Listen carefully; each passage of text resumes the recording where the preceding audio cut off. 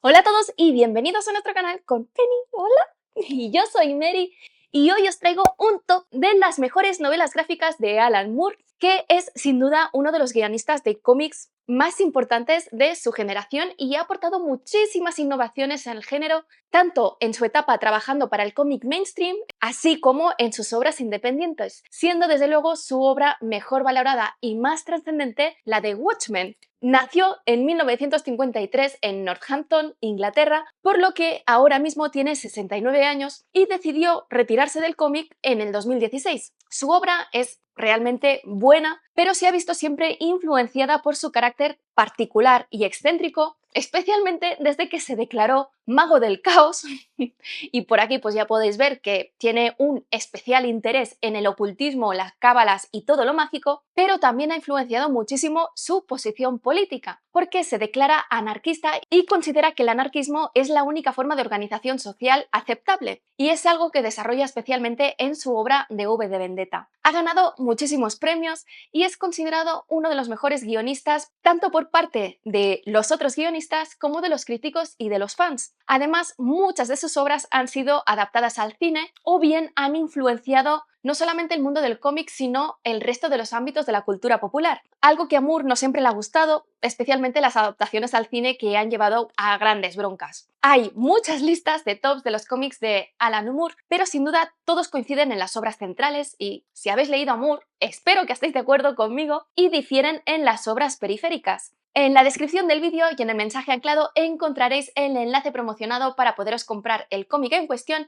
y el enlace a las reseñas que ya existen y que van a existir en el futuro, porque ya en el momento de la publicación de este vídeo hay varias reseñas de los cómics de este top. El primer cómic, como no podía ser de otro modo, es Watchmen, que se trata de una serie limitada de 12 números, publicada originalmente por DC Comics entre 1986 y 1987, siendo un superventas desde el momento de su publicación y considerándose una de las mejores novelas gráficas de la historia. De hecho, en mi libro de 1001 libros que tienes que leer antes de morir, es el único cómic que aparece. En esta obra, Moore buscaba crear una obra profunda que fuese crítica con el mundo de los superhéroes y analizar cómo serían estos superhéroes trasladados a un mundo real. Originariamente quería utilizar a los propios héroes de DC, pero DC le dijo que ni de coña porque tenía miedo de que dañase su imagen, así que tuvo que crear a sus propios personajes, pero que claramente evocan a diferentes personajes de los superhéroes clásicos de DC.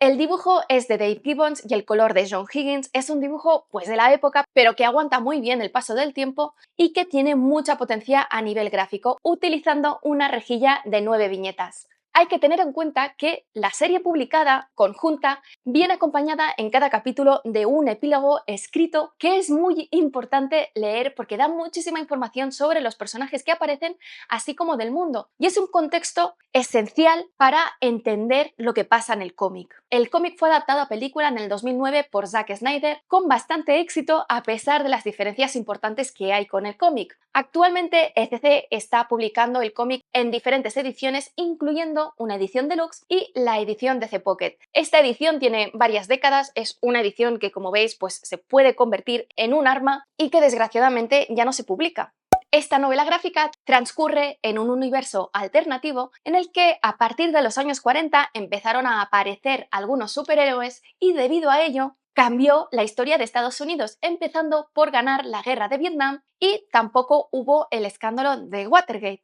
En el presente del cómic, en 1985, este mundo ha cambiado muchísimo y hay una gran inestabilidad política y de hecho se están acercando a la Tercera Guerra Mundial contra la Unión Soviética y además los superhéroes en Estados Unidos han sido prohibidos a no ser que trabajen para el propio gobierno, aunque algunos llevan peor que otros este retiro y se niegan a no seguir trabajando. El cómic además presenta varios dilemas morales, algunos muy importantes, especialmente el que se esconde debajo de la trama aparentemente principal, y a medida que avanza va saltando entre diferentes líneas temporales y las tramas del presente. El disparador de la acción es el asesinato de uno de los superhéroes del grupo de Watchmen, que en estos momentos estaba trabajando para el gobierno, el comediante, un superhéroe que desde luego tiene muchas sombras y que ha cometido unos actos que, bueno, dejan mucho que desear, pero Este asesinato lleva a otro de los antiguos componentes de Watchmen, Rorschach, que se ha negado a retirarse desde la prohibición, a investigar la muerte del comediante y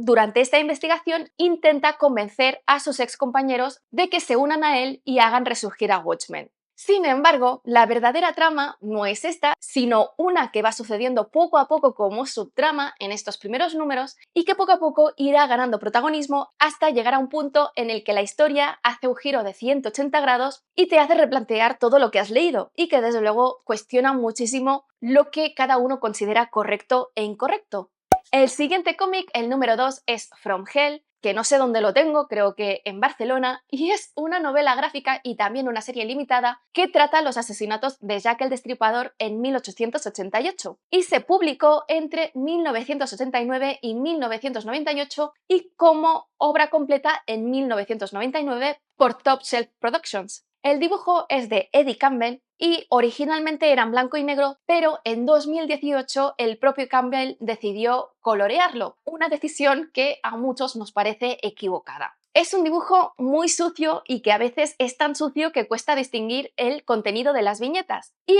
siendo un dibujo que, como ya os dije en la reseña, no me gusta nada, es cierto que funciona bien con la trama oscura que presenta, por lo que, por lo menos, tiene un sentido narrativo. La novela se adaptó a una película en 2001 dirigida por los hermanos Hughes y que fue protagonizada por Johnny Depp, y en España se está publicando actualmente por Planeta tanto la edición en blanco y negro como la edición en color con 580 páginas. Es una lectura que a veces es muy densa, no solamente porque hay muchísimo diálogo, sino porque resulta difícil de seguir debido a la gran carga esotérica y cabalística y mágica que contiene, pero que también demuestra el profundo estudio histórico que llevó a cabo Alan Moore para la obra. Y de hecho, la edición que tengo yo al final explica su investigación de cada número y por qué aparece cada cosa en cada viñeta. Aunque optó por una de las teorías sobre la identidad de Jack el Destripador que actualmente menos se sostienen. Y es que toma como premisa la teoría de Stephen Knight de que los asesinatos de Jack el Destripador eran en realidad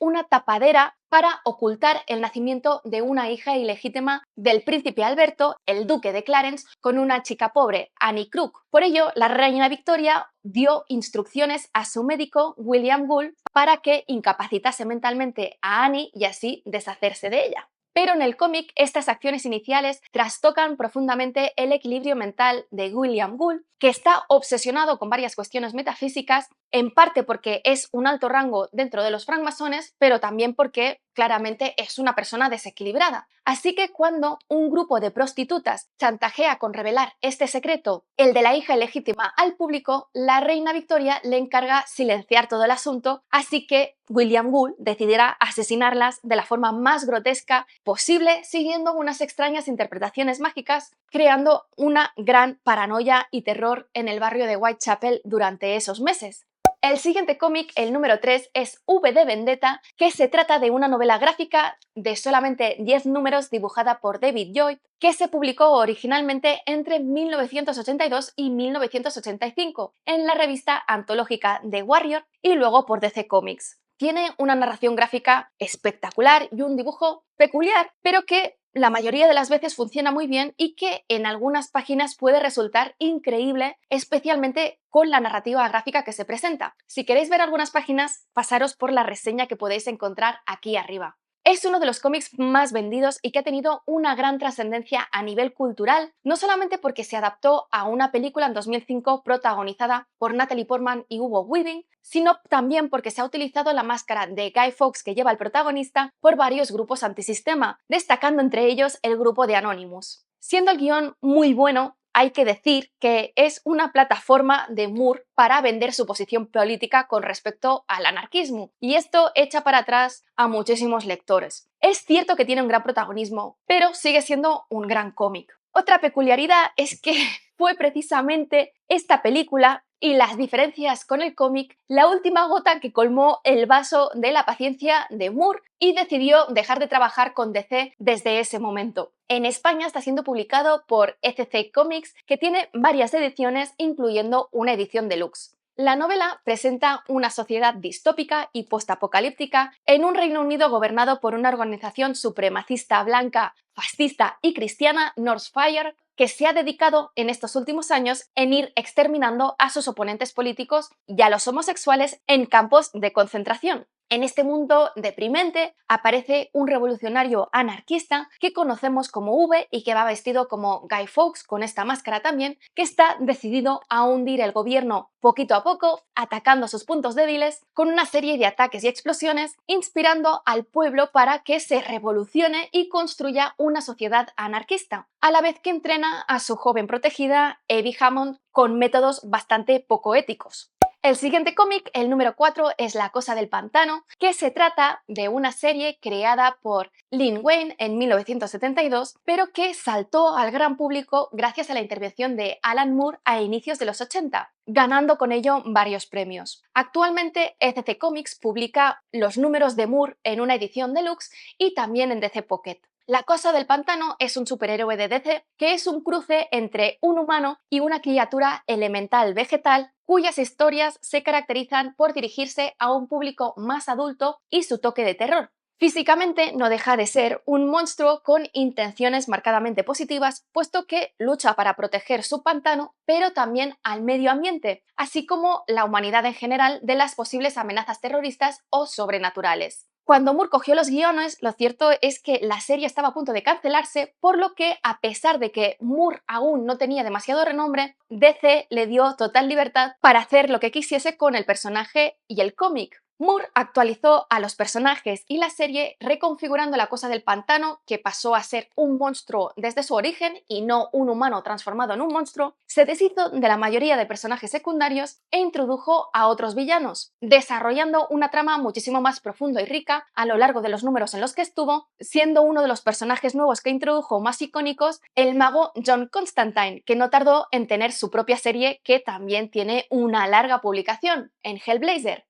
El siguiente cómic, el número 5, es Prometea, que se trata también de una serie limitada, esta vez de 32 números, que se publicó entre 1999 y el 2005 por el sello independiente de America's Best Comics. A nivel gráfico es simplemente espectacular, de lo mejor que he visto en mi vida, tanto por el dibujo como por el color, de Williams III y Mick Gray. Es una historia que también sirve como plataforma de las creencias de Alan Moore, esta vez de sus creencias místicas, por lo que la carga mística y mágica tiene un peso muy importante, especialmente a medida que va avanzando el cómic, a veces teniendo un toque demasiado esotérico y perdiendo el rumbo de la historia porque Alan Moore se recrea con sus teorías místicas y cabalísticas. A pesar de ello, el mundo y la premisa de la que parte me parece muy buena y a nivel gráfico, como os digo, es una maravilla. En España está siendo actualmente publicado por ECC Comics con esta edición deluxe en 3 tomos de unas 400 páginas cada uno de ellos.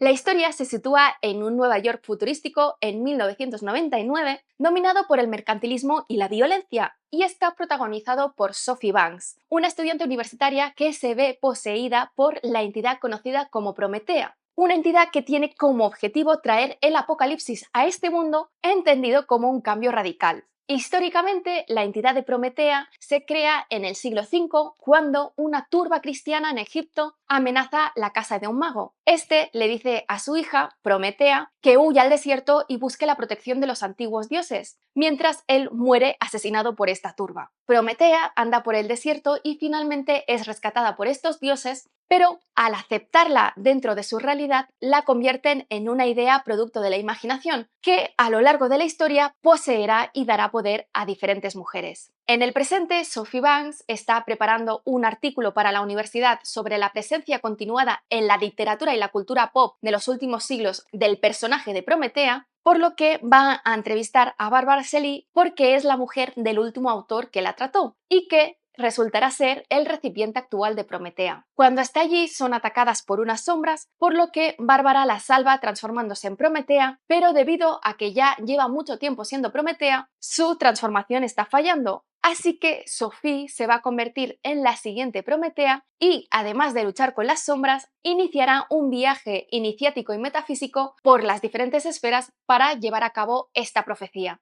La siguiente obra, la número 6, es La balada de Halo Jones, que se trata de una tira cómica de ciencia ficción que se publicaba semanalmente en el cómic británico 2000 AD entre 1984 y 1986, considerándose uno de los puntos álgidos de la publicación de esta revista. El dibujo de estas tiras era de Ian Gibson y se recogen en 3 libros, si bien Moore y Gibson planearon 9 libros en total que tenían que cubrir la historia de la protagonista, Halo, desde su adolescencia hasta su vejez. Esta serie se canceló y se vio interrumpida por una disputa entre Moore y los propietarios de la revista por los derechos de propiedad intelectual del personaje, que desde luego es algo continuo en la historia de Moore. Y en España estos 3 libros están siendo publicados por Norma Comics con 228 páginas. El cómic trata la vida de esta heroína de Halo, que se define como una mujer para todo del siglo 50, con un cómic que tiene un claro toque cómico, pero también mordaz, iniciándose la historia con una Halo Jones de 18 años, que vive en una urbe flotante en forma de anillo que sobrevuela el océano Atlántico cerca de la costa este de América. Se inicia con una historia divertida de Halo yendo de compras, pero que se corta de repente cuando vuelve a su casa y se encuentra a su mejor amiga y compañera de piso asesinada, y que otro de sus amigos se ha convertido en un Different Drummer, que es una secta juvenil de lo más extraña porque se caracteriza por estar desconectados del mundo literalmente, porque llevan un implante en las orejas que reproduce el sonido de un tambor, por lo que no pueden relacionarse con el mundo. Con esta situación, Halo Jones decide dejar la Tierra para no volver nunca más. El siguiente cómic, el número 7, es Batman, la broma asesina, que es uno de los cómics más icónicos de Batman por todos los cambios que llevó al cómic de ese momento, cambiando completamente el tono y la forma gráfica en la que los cómics se publicaban hasta ese momento. Se publicó en 1988 como un one-shot de 48 páginas, pero forma parte de la continuidad y de hecho los eventos que aquí ocurren son esenciales para la personalidad de Batman. El dibujo genial es de Brian Boland y hay que decir que se ha coloreado ya un par de veces. Es una serie que tuvo muchísimo éxito desde su publicación y que ha estado siempre en reedición y además ganó el premio Eisner al mejor álbum gráfico, y en España actualmente está siendo publicada en diferentes ediciones, incluyendo una edición deluxe que tiene 272 páginas, que no tengo ni idea de lo que hay allí porque, como os he dicho, tiene únicamente 48 páginas. Este cómic se centra sobre todo en el personaje del Joker y cuenta uno de los posibles orígenes del personaje, creándonos la duda de si ese es su origen real o no, profundizando además en su psicología, que hasta entonces no se había tratado de ese modo y que es la imagen que muchos tenemos de él en la actualidad, la de un personaje trágico que en un momento dado tuvo un muy mal día que acabó volviéndolo loco. Moore, además, en este cómic intenta también mostrar las diferencias, pero también las similitudes entre el Joker y Batman, y además es uno de los cómics icónicos porque es donde deja paralítica a Bárbara Gordon, que hasta entonces era Batgirl, sin que Batman pueda hacer nada para evitarlo. El siguiente cómic, el número 8, es Capitán Britannia, que se trata de un superhéroe de Marvel Comics asociado con Excalibur y que fue creado en 1972 por Chris Claremont y Herb Trimpe para Marvel UK. El trabajo de Moore en este cómic a principios de los años 80 supuso su gran entrada al cómic mainstream. Moore reinventó este personaje clásico tal y como hizo en La Cosa del Pantano, estableciendo unos parámetros que se han mantenido hasta este momento, dándole una nueva dimensionalidad y una nueva estética gracias al trabajo gráfico de Alan Davis. El Capitán Britannia, para los que no lo sepáis porque tampoco es tan famoso, es un personaje británico que emula en cierto grado al Capitán América en Estados Unidos. Y el portador original de este personaje es Brian Maddock, que es hijo de James Braddock, que procede de el otro mundo. Este otro mundo es otra dimensión que está basada en los mitos galeses y celtas sobre Avalon y el rey Arturo. Gracias a este origen místico, al inicio de su trama, obtiene sus poderes gracias a un terrible accidente en motocicleta cuando el mago Merlín y la hija de este se le aparecen y le ofrecen la oportunidad de convertirse en el Capitán Britannia y proteger así a su país. El siguiente cómic, el número 9, es The League of Extraordinary Gentlemen, la Liga de los Hombres Extraordinarios, que se trata de una serie publicada entre 1999 y 2009, todo ello dibujado por el fantástico Kevin O'Neill. El cómic destaca por reunir en una misma obra varios personajes de la literatura victoriana, porque la idea que tenía Moore era crear una Liga de la Justicia de esta época. Se adaptó además a una película en 2003 protagonizada por Sean Connery, pero que es una película que no tiene nada que ver con el cómic y, siendo divertida en cierto modo, siempre que no sepas de dónde viene, es muy criticada precisamente porque no representa para nada al cómic. Los números de esta serie están recogidos en 3 integrales por planeta, con unas 200 páginas cada uno de ellos. La historia se inicia en 1889 con Mina Murray, el personaje de Drácula de Bram Stoker, que es reclutada por un agente de la inteligencia británica, Campion Bond, que le pide que reúna a un equipo de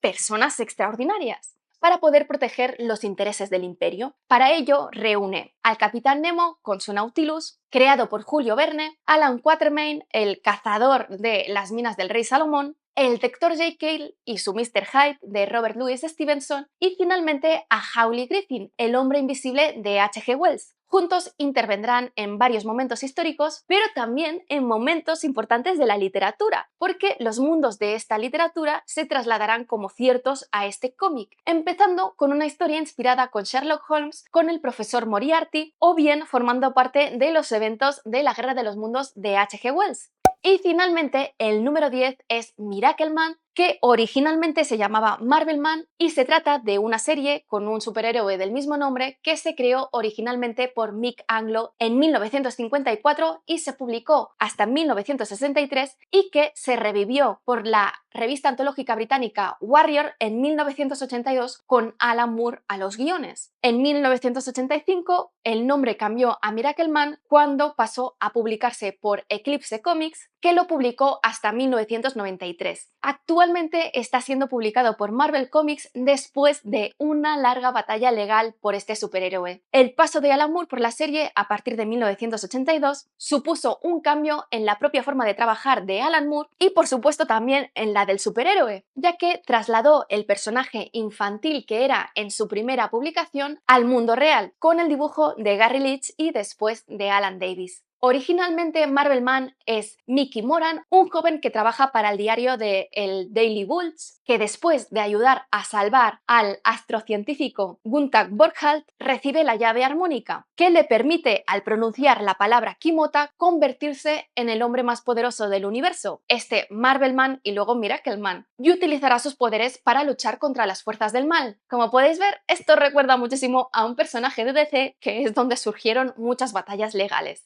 Y bueno, eso es todo, espero que os haya gustado. Si es así, dadle al like, dejad comentarios que ya sabéis que siempre los contesto. Si no estáis suscritos, suscribíos y, sobre todo, dadle a la campanilla para que YouTube os avise de cuando cuelgo nuevos vídeos. Y nos vemos en el siguiente.